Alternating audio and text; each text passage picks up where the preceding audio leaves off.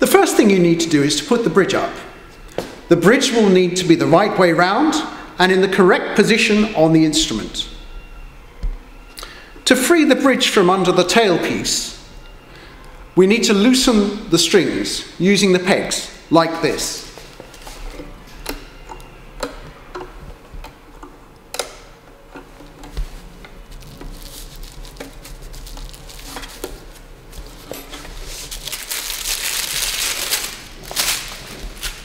There's a front and a back to the bridge. The front is the side that faces the scroll. The back faces the tailpiece. So let's establish which way round the bridge goes by looking at the height. The thinnest, or E string, is always closer to the fingerboard than the thickest G string. The other two strings are in between. So if we look at the bridge, the smaller or lower side needs to sit under the thinnest string. If you put the bridge on the wrong way round, you will see that the E string is higher than the G string. Simply start the process again with the bridge the other way round. Place the bridge under the strings like this.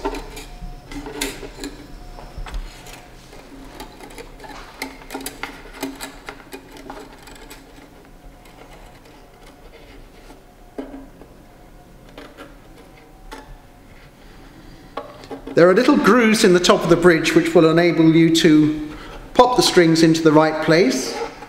There are grooves at the end of the fingerboard as well where the strings need to go.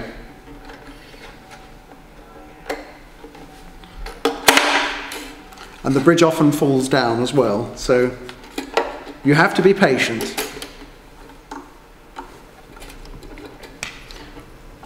So we stand the bridge up like this. Now, if it's a bit tight and difficult to pull up, we simply loosen a little bit of the tension off at the pegs. Make sure the strings, in fact the E string there is a little bit tight.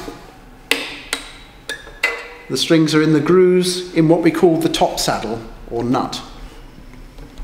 There are two nuts on a violin. There's the nut on the violin itself and another nut on the bow. Okay, so now what we can do, as the bridge is upright, we can start to bring the strings up to pitch and also ensure that the bridge is in the right position on the front of the instrument. So what I'm doing is I'm just getting the strings in the right place on the bridge itself. There are 4 little grooves in the right places to take the strings.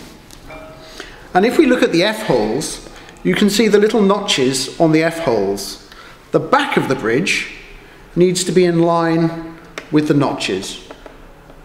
Then simply centralize the bridge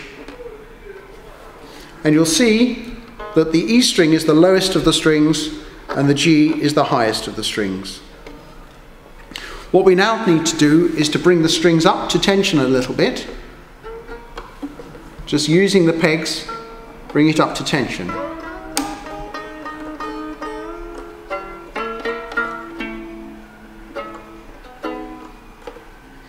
Now it's very important when we're doing this to ensure that the bridge doesn't fall forward, because of course we're pulling the strings this way, which is pulling the front of the bridge forward.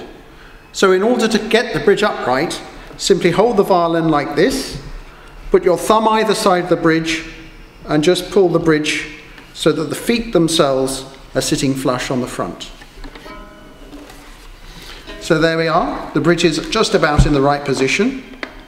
We can check that it's in the right position by looking at the strings themselves and ensuring that the strings are centrally placed over the fingerboard. Check the strings are in the top saddle in the right place, check that they're in the grooves on the bridge, and now we're ready to start tuning the instrument.